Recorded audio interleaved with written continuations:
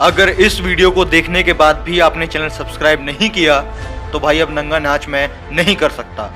I am sorry, बाबू। नमस्कार साथियों, मैं प्रशांत बोध और आज मैं कुछ ऐसी कहानी की पोल खोलने वाला हूं जो कि इस देश के लोगों को बहुत ही ज्यादा अंधेरे में रखती है। भारत देश में रहने वाले हिंदू धर्म के लोगों का कहना है कि इस संसार की रचना ब्रह्मा ने की है और उसी रचना के दौरान इस विश्व के लोगों की रचना भी ब्रह्मा ने ही की है और उस रचना को 4 वर्ण में किया है, जिसमें से वर्ण है ब्राह्मण, क्षत्रिय, वैश्य और शूद्र। और उन्हीं लोगों के द्वारा यह भी कहा जाता है कि ब्राह्मण ब्रह्मा के मुंह से पैदा हुआ है। मैंने क्या कहा? हाँ भाई हाँ, ब्राह्मण ब्रह्मा के मुख से पैदा हुआ है, क्षत्रिय ब्रह्मा के बाजू से पैदा हुआ है। अरे हाँ भाई हाँ, सभी इसी तरह हुए हैं। पहले सारे सुन तो लो। ब्रह्मा के पेट से वैश्य पैदा हुआ है और ब्रह्मा के पैरों से शूद्र पैदा हुआ है। मैं नहीं मानता। अरे हाँ अक्षय भाई, मानते तो हम भी नहीं हैं, लेकिन ये लोग कहते हैं तो क्या करें। अब यह बातें सुनकर आपको कैसा लगा मुझे नहीं पता, लेकिन जब एक विज्ञान सब्जेक्ट का बच्चा ऐसी बातों को सुनता है तो उसका एक ही रिएक्शन होता है।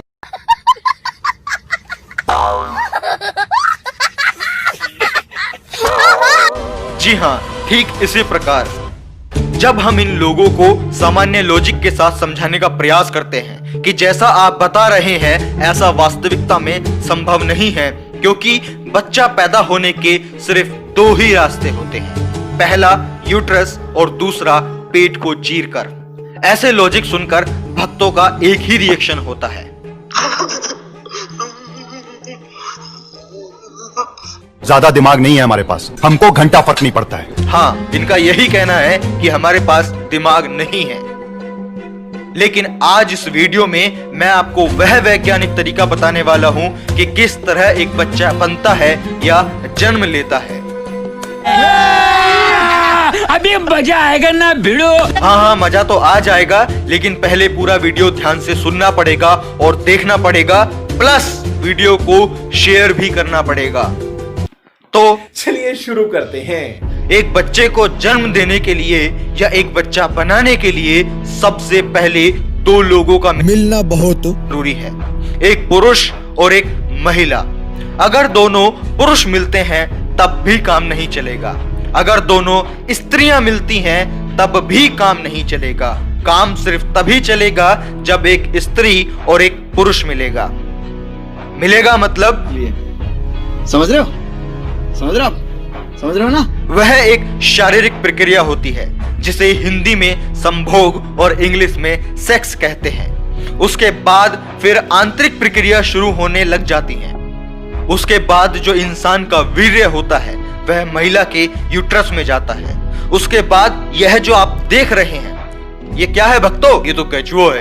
अबे ये केंचुआ नहीं है, ये स्पर्म सेल है। स्पर्म की एक बूंद में सैकड़ों स्पर्म सेल होते हैं। यह इसी तरीके से बहुत सारे निकलते हैं और महिला की ओवरी तक जाने की रेस लगाते हैं। महिला की ओवरी, जिसे हम अंडाणु भी कह सकते हैं, ओवरी में एक स्पर्म सेल एंटर कर जाता है। एक ही केंचुआ नहीं, मतलब एक ही स्पर्म सेल वहां जाकर मिलता है। जैसे बाहर वह पति और पत्नी मिले थे, उसके बाद जो ये आप क्रोमोसोम्स देख रहे हैं, इन्हीं से स्पर्म सेल की मुलाकात होती है। उसके बाद यह दोनों लोग आपस में मिलकर फर्टिलाइजेशन करते हैं। उसके बाद एक सेल क्रिएट होती है और उसे जाइगोट कहते हैं। अब यह सेल धीरे धीरे बढ़ती रहती है, अपने आप को मल्टीप्लिकेट करती रहती है। 2 से 4, 4 से 8, 8 से 16। एक माँ के पेट के अंदर सेल बढ़ने की यह प्रक्रिया पूरे 9 महीने तक चलती है। तो आप देख सकते हैं इस तरीके से डेवलप होते होते 9वें महीने तक बच्चा तैयार हो जाता है बाहर निकलने के लिए। अब बाहर निकलने के रास्ते सिर्फ 2 ही हो सकते हैं, जैसा कि मैंने आपको शुरू में ही बताया था, पहला यूट्रस और दूसरा पेट को चीरकर। यह था वैज्ञानिक तरीका जो हर जीवों पर लागू होता है, चाहे वो इंसान हो, जानवर हो, या कोई पक्षी हो, या कोई कीड़ा मकोड़ा हो, यहाँ तक कि कोई भगवान भी क्यों ना हो। क्योंकि अगर भगवानों में यह प्रक्रिया लागू नहीं होती तो उस समय यानी कि भगवानों के समय शादी, प्रेम, विवाह जैसे कोई रिश्ते या रीति रिवाज नहीं होते। राम की पत्नी सीता नहीं होती, भोले की पत्नी पार्वती नहीं होती, कृष्ण की पत्नी पता नहीं होती, अगर बिना संभोग या बिना इस वैज्ञानिक प्रक्रिया से गुजरे उन लोगों को बच्चा होता। अब आप मुझे बताइए, आप किस बात का यकीन मानेंगे जो हजारों लाखों साल पहले हुआ होगा और जिसका आज तक कोई प्रत्यक्ष प्रमाण या उदाहरण नहीं है उस पर, या जो हजारों सालों से लगातार होता आ रहा है, जिसके प्रत्यक्ष प्रमाण आपके पास में है, जिसकी रिसर्च आपके सामने है, जिसके उदाहरण आपके सामने हैं और शायद इसी प्रक्रिया से आपका भी जन्म हुआ होगा, उसको मानेंगे। अब आप मुझे बताइए कि उस गढ़ी हुई कहानी को मानेंगे या इस वास्तविकता को मानेंगे। अब यहाँ पर कुछ लोग उंगली करेंगे, अरे तूने इसको कहानी कैसे बोल दिया। सुनो भाई, ये लोग कहते हैं कि ब्रह्मा ने संसार का निर्माण किया है, ब्रह्मा ने इस पृथ्वी को बनाया है। मैं एक बात आपको बहुत सरल माध्यम से बताना चाहूंगा कि भारत के बाहर ब्रह्मा नाम के किसी भी जीव को ना तो कोई जानता है और ना ही उसको कोई मानता है, ना ही उसकी कोई पूजा करता है, तो उसकी प्रक्रिया को फॉलो करना तो बहुत दूर की बात है। अरे विदेशों की तो छोड़ ही दो, आज भारत में भी बहुत तेजी से संख्या बढ़ रही है ऐसी मनगढ़ंत कहानियों को नकारने वालों की, क्योंकि जैसे जैसे शिक्षा इस देश में बढ़ती जाएगी वैसे वैसे ये मनगढ़ंत कहानियां खत्म होती जाएंगी। इन सारी बातों का सार मैं आपको 2 लाइनों में बताना चाहूंगा। आपने अक्सर सड़कों पर लोगों को जादू दिखाते देखा होगा और यकीनन बच्चे व बहुत सारे लोग उसको बोलते भी हैं कि हाँ यह सचमुच में जादू है, चमत्कार है।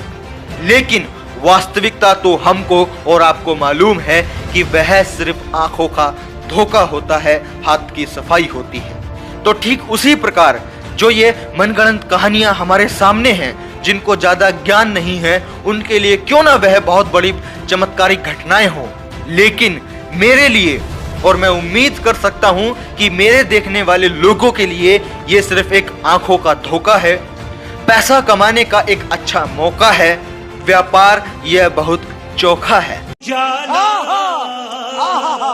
जी धन्यवाद। तो बस मैं इस वीडियो के माध्यम से आपको यही बताना चाहता था कि मनगढ़ंत कहानियों पर विश्वास करना, उन्हें फैलाना और उन कहानियों को सुनकर उनको बहुत चमत्कारिक शक्ति या देवता मानकर पूजना बंद कर दीजिए और इस अपने बच्चों को वैज्ञानिक मानसिकता देने का काम कीजिए। उन लोगों की दिमाग की जो प्रगति है उसको बढ़ाने पे ध्यान दीजिए। उनके दिमाग पर चमत्कार, जादू जैसी लिमिटेशंस को मत लगाइए अगर आप इस देश को व अपने परिवार को विकसित बनाना चाहते हैं। तो ठीक है साथियों, मैं प्रशांत बोध आप लोगों को बहुत सरलता पूर्वक इन बातों को समझाना चाहता था, वैज्ञानिक दृष्टि को आपको दिखाना चाहता था। अगर आप लोगों को यह वीडियो समझ में आई है वे आप चाहते हैं कि अन्य लोग भी इस वीडियो को समझें, देखें, तो इस वीडियो को ज़्यादा से ज़्यादा शेयर जरूर कीजिए, क्योंकि इस वीडियो को बनाने में बहुत मेहनत लगती है। तो ठीक है साथियों, मैं प्रशांत बोध मिलता हूँ आपसे किसी और इम्पोर्टेंट वीडियो के साथ में। तब तक के लिए थैंक यू सो मच। और जाते जाते इस वीडियो को शेयर जरूर कीजिए और इस चैनल को सब्सक्राइब करके रखिए। Thank you so much.